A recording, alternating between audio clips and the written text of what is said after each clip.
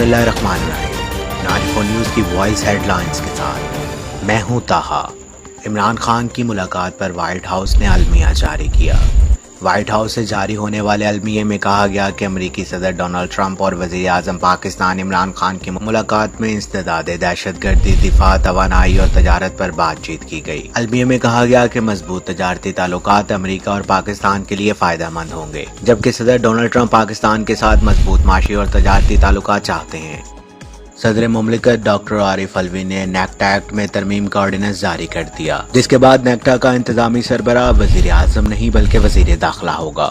ترمیمی ordinance میں NACTA executive board اور NACTA executive committee کی بھی تشکیل نو کی گئی ہے، جبکہ نیکٹا ایگزیکٹو بورڈ سے وزیر اعظم اور صوبائی وزیر اعلیٰ کے نام ہٹا دیے گئے ہیں۔ وزیر اعظم کی بجائے وزیر داخلہ نیکٹا بورڈ آف گورنر کے چیئرمین ہوں گے۔ شاہ محمود قریشی کا کہنا ہے کہ وزیر اعظم نیا پاکستان کا ویژن لے کر امریکہ آئے ہیں۔ شاہ محمود قریشی نے عمران خان اور ڈونلڈ ٹرمپ کی ملاقات کے حوالے سے سماجی رابطے کی ویب سائٹ ٹویٹر میں کہا، عمران خان پاک امریکہ تعلقات کو نیا رخ دینا چاہتے ہیں، ہم خطے میں امن اور خوشحالی چاہتے ہیں۔ وزیر خارجہ نے مزید کہا کہ وزیر اعظم نئے پاکستان کا ویژن لے کر امریکہ آئے ہیں۔ امریکی خاتون اول میلانیا ٹرمپ نے کہا کہ وزیر اعظم عمران خان سے وائٹ ہاؤس میں ملاقات بہت اچھی رہی۔ امریکی خاتون اول نے وزیر اعظم عمران خان سے ملاقات کی تصویریں بھی شیئر کی۔ کراچی رینجرز نے 6 ملزمان کو گرفتار کر لیا۔ رپورٹ کے مطابق رینجرز نے کراچی کے مختلف علاقوں میں کارروائی کرتے ہوئے ڈکیتی اور وارداتوں میں ملوث 6 ملزمان کو گرفتار کر لیا۔ عالمی مارکیٹوں میں قیمتوں میں اضافہ، مقامی صرافہ مارکیٹوں میں فی تولہ سونا 600 روپے مہنگا ہو گیا۔ رپورٹ کے مطابق تولہ فی سونے کی قیمت 83,300 روپے سے بڑھ کر 83,900 روپے ہو گئی، جبکہ 10 گرام سونے کی قیمت 71,400 روپے سے بڑھ کر 71,914 روپے ہو گئی۔ 94 نیوز مقبول پروگرام عوامی مسائل اور ان کے حل میں آج کا موضوع جنرل بس اسٹینڈ پر مسافروں کے مسائل رہے، جس کو پاکستان بھر سے انتہائی پذیرائی ملی، اور عوامی مطالبہ ہے کہ ٹی وی چینلز مسائل کی نشاندہی کرتے ہیں، جبکہ انتظامیہ اور حکومت وقت کو چاہیے کہ ان مسائل کو فی الفور حل کرے۔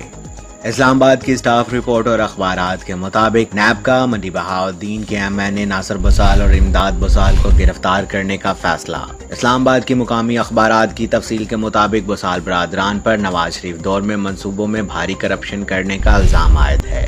مزید اس حوالے سے کوئی مستند اور تفصیلی رپورٹ سامنے نہیں آ سکی۔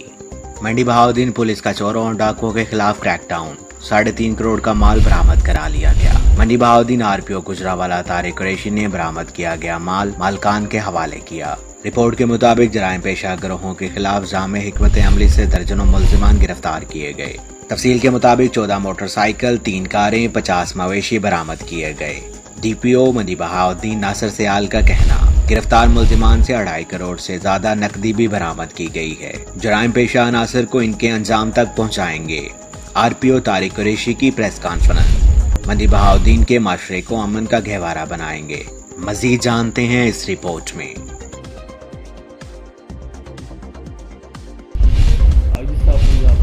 ان کی ڈائریکشن تھی کہ پبلک کو زیادہ سے زیادہ جو ہے ان کی جو ہے وہ پرووائڈ کی جائے، اور حکومت پنجاب کے ادارے کی جانب سے ہائی لیول کی فلڈ وارننگ جاری کر دی گئی۔ تفصیل کے مطابق 25 سے 27 جولائی کے درمیان آئے گئے دریائے چناب کو ہائی الرٹ جاری کر دیا گیا۔ تفصیل کے مطابق دریا کے کنارے رہنے والوں کو فوری نقل مکانی کی ہدایت جاری کر دی گئی ہے۔ رپورٹ کے مطابق ایڈیشنل ڈپٹی کمشنر ریونیو ملک غضنفر علی اوان اور چیئرمین اوورسیز پاکستان کمیٹی عارف گوندل نے کہا کہ اوورسیز پاکستان کے مفادات کے تحفظ اور مسائل کا حل اولین ترجیح ہے۔ یہ ہمارے ملک کا قیمتی سرمایہ ہے۔ سمندر پار پاکستانیوں کے مفادات کے تحفظ میں کوئی کسر باقی نہیں رہنی چاہیے۔ کسی کو ان کے جائیدادوں پر قبضے کرنے کی اجازت نہیں دی جا سکتی۔ ان خیالات کا اظہار آج انہوں نے ڈی سی او منڈی بہاؤالدین کے آفس اور اوورسیز پاکستان کمیٹی کے اجلاس کی صدارت کرتے ہوئے کیا۔ اجلاس میں deputy director social welfare Atif Ali Warraich, assistant director attorney in charge overseas committee Mudassar, member overseas committee Faisal Gondal, Imtiaz Ahmed اور دیگر ممبران نے شرکت کی۔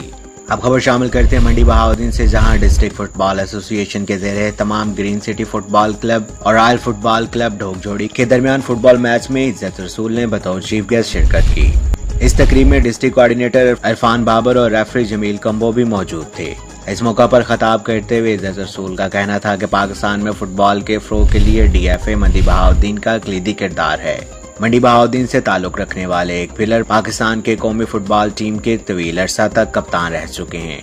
अब एक खिलाड़ी बतौर रेफरी ट्रेनिंग ले चुके हैं, जो कि मंडी बहाउद्दीन के कौमी सतह पर पहले रेफरी होंगे। उन्होंने मजीद कहा कि इरफान बाबर चौधरी की तारीफ करना बुखल होगा, जो हर साल नेशनल और प्रोफेशनल लेवल के इवेंट्स का इनेकाद करते हैं। अब खबर शामिल करते हैं मंडी बहाउद्दीन चौधरी नासिर इकबाल बसाल MNA ने मारूफ सहाफी चौधरी सदाम गोंदल सुखे खा की दादी अम्मा के इंतकाल पर नवाही कस्बा मोंगजाकर फातिहा ख्वानी और इजहार ताज़ियत किया। इस मौका पर इज्जत रसूल चौधरी इम्तियाज अहमद गोंदल, ख्वाजा शबीर अहमद, सैयद हसन शाह, अहमद मुख्तार, अदनान शहजाद, मजहर इकबाल भट्टी और खिजर हयात बिन के हमरा थे। अब कुछ खबरें खेल के मैदान से।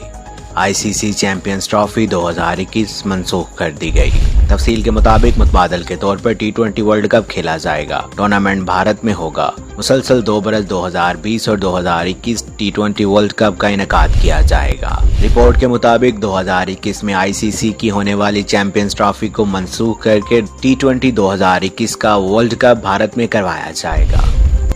श्रीलंकन क्रिकेट बोर्ड अगले मार्च के OT वफद पाकिस्तान भेजने पर आमादा हो गया। ICC टेस्ट चैंपियनशिप के अक्टूबर में पाकिस्तान और श्रीलंका के दरमियान 2 टेस्ट मैचों की मेजबानी पाकिस्तान ने करनी है। 94 न्यूज से अब तक के लिए सिर्फ इतना ही। आप हमारी खबरें फेसबुक, यूट्यूब और ट्विटर पर 94 न्यूज HD के नाम से सर्च कर देख सकते हैं। मजीद खबरों के लिए हमारी वेबसाइट विजिट कीजिए और हमारा चैनल देखते रहिए 94 न्यूज।